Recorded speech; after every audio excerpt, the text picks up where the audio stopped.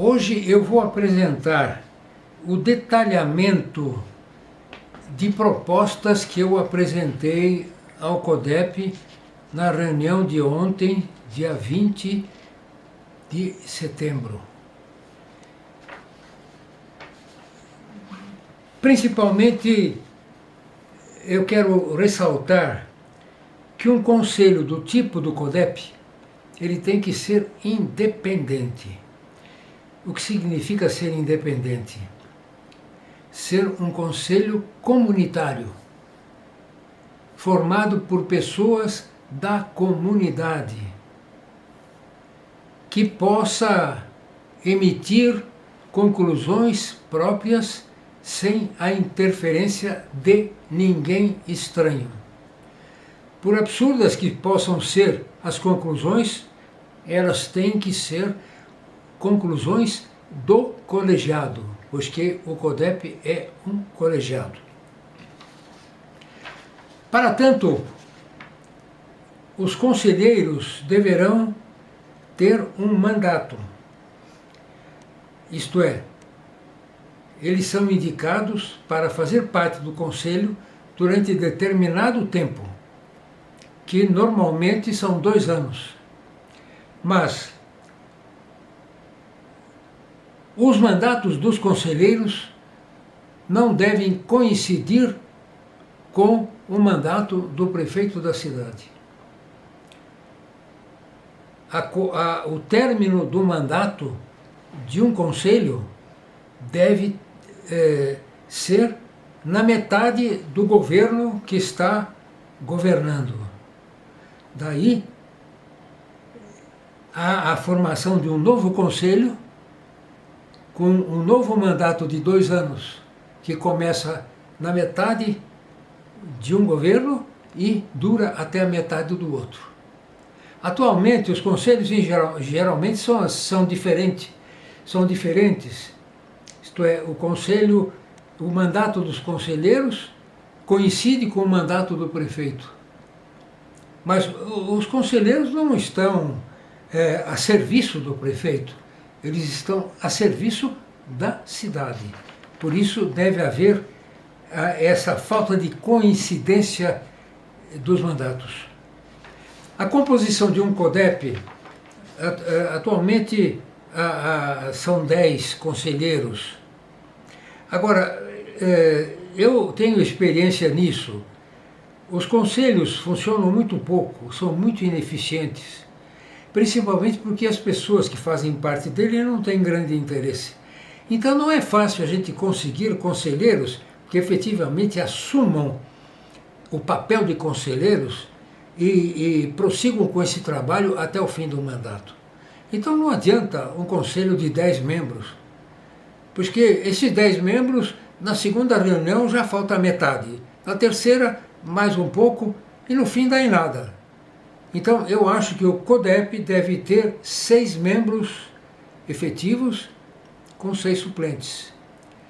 Esses 6 membros seriam 2 representantes de indústrias, 2 representantes de agroindústrias, 1 representante do comércio e 1 representante dos prestadores de serviço.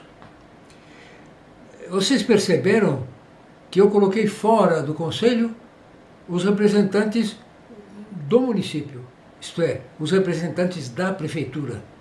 Foi de propósito, pois que para que o conselho seja independente, não pode haver o interesse da municipalidade neste ou naquele assunto.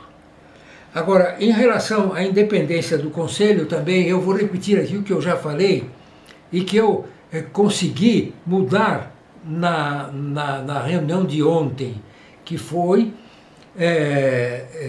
não concordar com a eleição como presidente do conselho de um representante da prefeitura no conselho, que já estava decidido isso.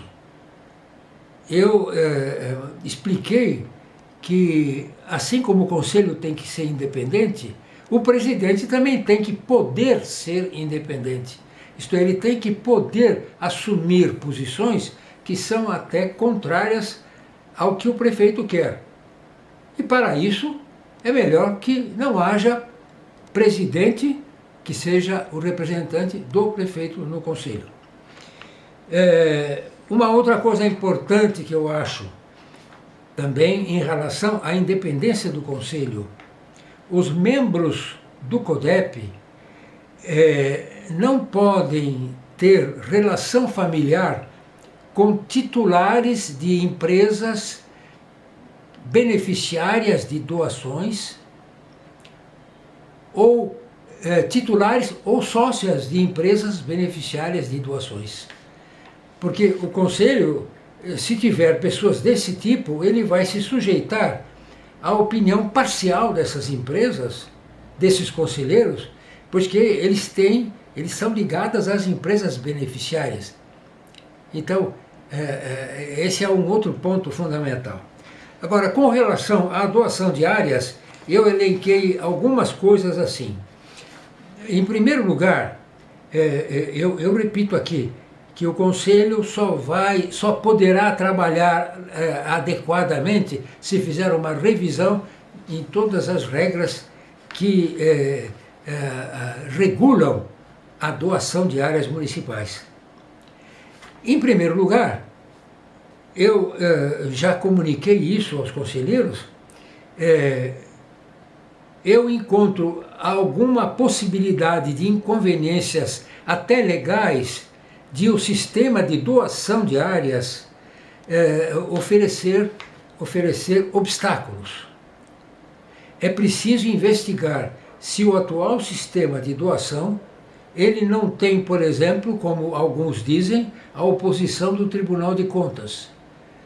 Então, precisa ser estudada alguma outra maneira de favorecer as indústrias que desejam vir para a cidade com outros sistemas de favorecimento, outros sistemas de oferta de benefícios para que a cidade possa ganhar. Outra coisa, a área disponibilizada para uma empresa tem que ter relação direta com os benefícios que essa empresa vai oferecer para o município, principalmente a quantidade de empregos. Não adianta, por exemplo, oferecer para uma empresa uma determinada quantidade de área, quando é uma empresa de alta tecnologia que praticamente só emprega computador. Então, a criação de empregos vai ficar prejudicada. Então, a área tem que ter relação com a quantidade de empregos oferecidos. Outra coisa também, a área oferecida tem que ser aquela adequada para o desempenho da empresa. Nós tivemos, numa das últimas doações, uma empresa, por exemplo, que recebeu uma área e só ocupou a metade. Tanto é que ela, forçada por determinada situação, acabou negociando o problema que ela tinha criado com a devolução para o município da outra metade que ela não estava ocupando. Então, quando a gente dá uma área, a gente tem que ter a certeza que essa área vai ser totalmente ocupada pela atividade da empresa. Outra coisa importante, precisa ficar bem claro o que a prefeitura vai oferecer de serviço e os benefícios que as empresas vão receber da prefeitura em troca do que elas vão propiciar para a prefeitura. As empresas têm que ter um prazo. Isso tudo tem que ficar muito especificado, pois o município já teve prejuízos, pois que empresas não cumpriram com o que a prefeitura imaginava que deveriam ser as obrigações, e as empresas então acabaram até na justiça ganhando questionamentos e ficaram com a área e não ofereceram o que a prefeitura achava que elas devessem oferecer. Eu terei mais posicionamentos e me prontifico a oferecer, não só para os conselheiros, como para o público que me assiste, outras situações que preservem, que garantam ao município, que vai ser negócio para eles doar áreas. Até a próxima.